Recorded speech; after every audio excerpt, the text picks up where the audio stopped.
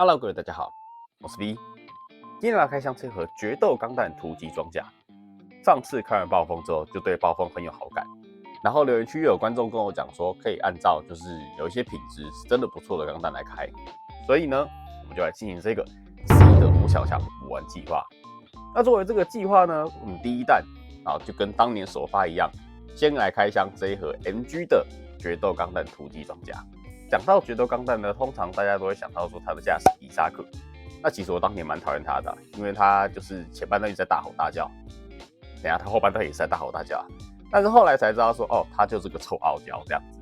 那决斗钢弹本身呢，其实在前半段没有什么太亮眼的表现。那一开始嘛就是素体，然后接下来呢很快就被攻击钢弹打爆，然后接下来呢，换上突击装甲之后，也没有什么太精彩的表现，直到最后的2集。单靠一己之力，还有伊萨库的驾驶技术，分别击破了侵略还有近段。那2场真的是猛啊！那我们就来看一下这一盒 MG 的决斗钢弹突击装甲有没有跟最后2集表现一样猛。哈基梅马秀，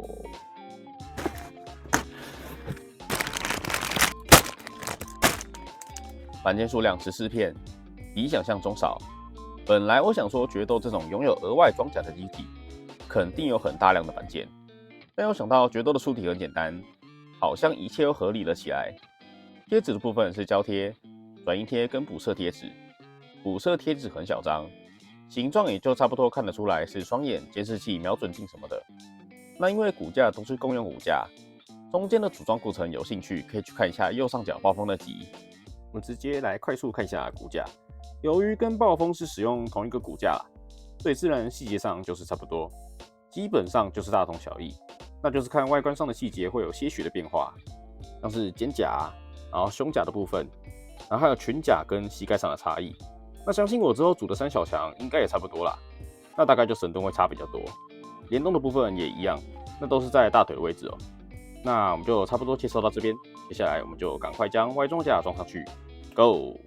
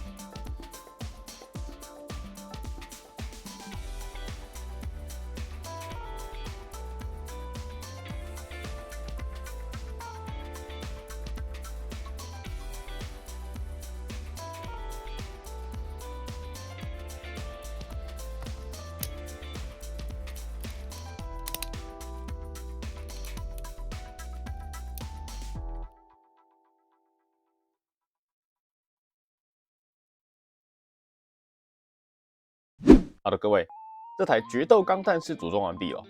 那整个组装体验上就是前半段超快，然后后半段超慢。那决斗素体本身就是很简单啦，然后再来它的武装也没有到很多，所以组装起来就真的很快。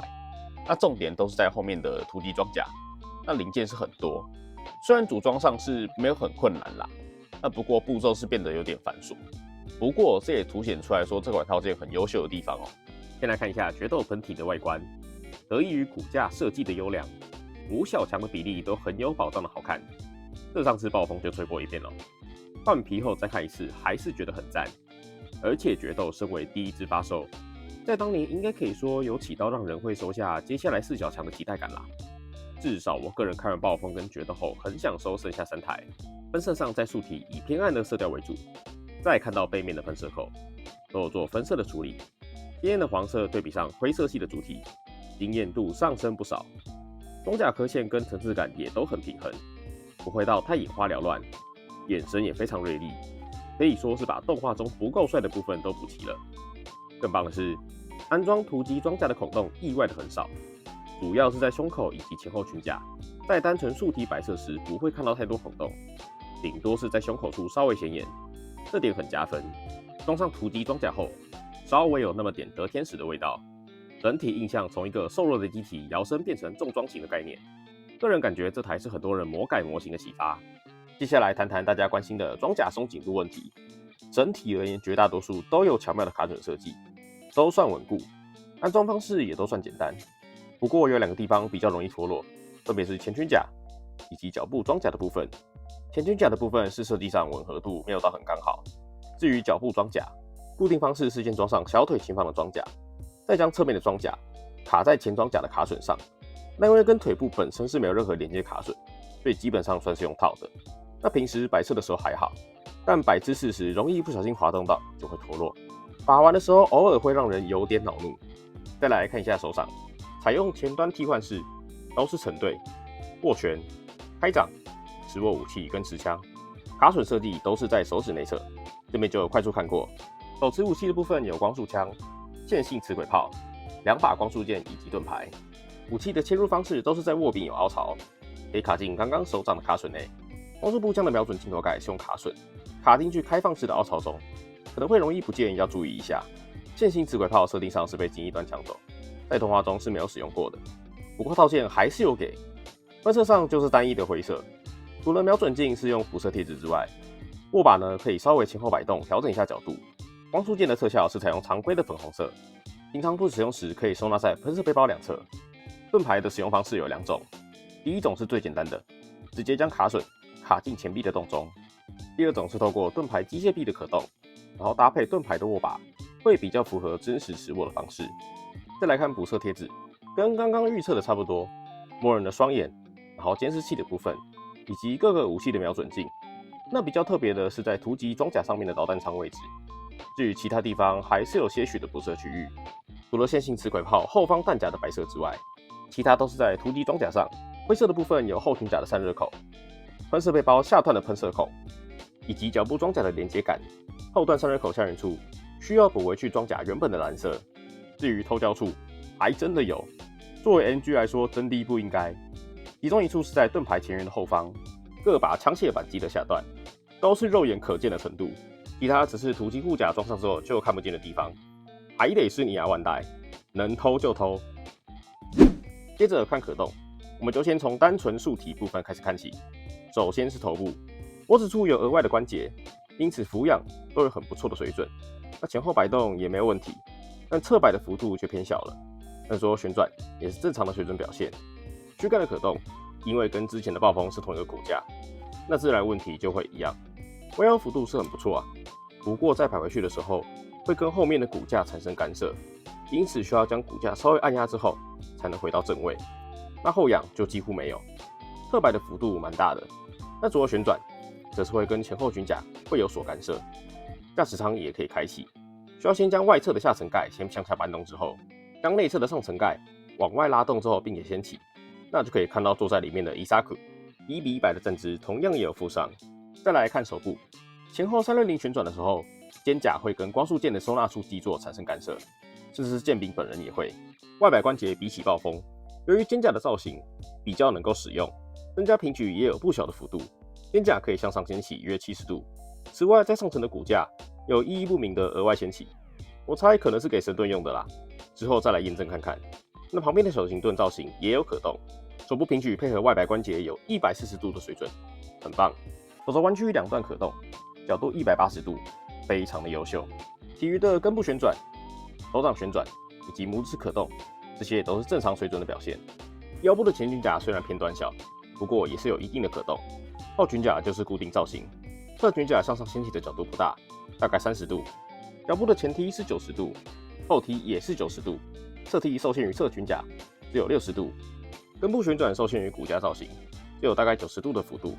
提升可动的髋关节也有配置，屈膝是2段可动，角度是180度的水准。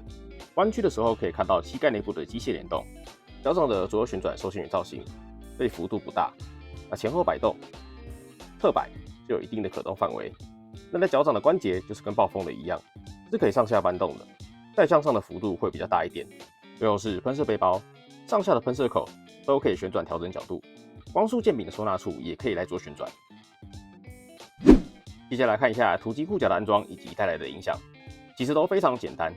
胸甲就是直接安装进胸口上的卡榫，驾驶舱盖一样分成上下2部分开启。不过在这个状态下，内部的驾驶舱盖就无法展开了。弯腰的话，则是受到造型影响，变得无法弯腰。两侧的肩甲都需要先拆成前后2部分，分别安装在肩甲上的动作再合上。其中右键的部分在盖上之后，需要再将上方齿轨炮连同盖子一起盖上去。齿轨炮可以上下左右调整，侧把也有一定的角度，设定上还可以整只取下，将内部扳机拉出之后作为手持武器来使用。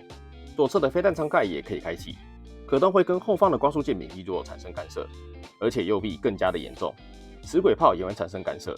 手部平举也只会剩下90度。手部装甲分为上下2部分，安装时需要先将手掌先取下，先安装好上段之后，再将下段安装上去。这边采用互相牵合的方式，所以非常牢固。可动上曲轴的幅度会稍微变小了点，手掌也会跟追加的装甲产生干涉，所以范围会缩小比较多。前后裙甲就是直接将卡榫安装上去，那各自多了2片独立的裙甲，那自然裙甲就是都可以先动，对脚部的前后踢几乎没有影响，请安心服用。那腿部装甲的安装前面有提到过，这边就直接来看可动带来的影响。屈膝呢是直接从180度掉到了150度，当然比我想象中的来得轻微很多，很棒。因为我本来预期大概只剩下90度而已。除此之外，后段的喷射口也有一定的可动，脚掌盖也有大概10度的可动水准。最后是喷射背包，分成上下2个部分，那一样都是各自独立卡进去，下段的尾翼有一定的可动，在这个状态下平衡性很棒。大概是因为其他的地方也都有装甲的关系，整体的重量维持得很好，几乎不会倾倒，可喜可贺啊这点。那以上就是这盒 MG 决斗钢弹的开箱了。那纵观下来，我是会给它很高的分数啊。那首先第一个就是它的比例很好看，然后再来呢，它有超乎我的预期，就是突击装甲的部分。那本来我预期是想说，就是突击装甲可能在把玩过程中，那可能肩膀掉一块啊，然后接下来手臂掉一块，然后脚部也掉一块。但是最后呢，只有前裙甲还有脚部的装甲比较容易脱落而已。那这一点是有超乎我的预期。然后再来的可动上也没有受到太大的影响，就很优秀。那作为当年首发的 C 的5小强，我觉得是有达到很棒的水准。然后再来呢，补射区域虽然也是有，但就很小。但是经过我对比之后才发现说，原来还是有补射区域。那其实没有硬讲的话，其实根本看不出来。那假如说有买，然后接下来呢想要补射的观众的话，这其实难度也没有很高。那剩下的3小强我也会陆续找时间去开完啦。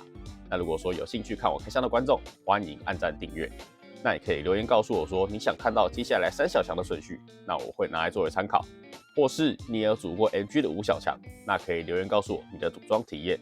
好，那我们今天影片就到这边结束，那我们下次见，拜。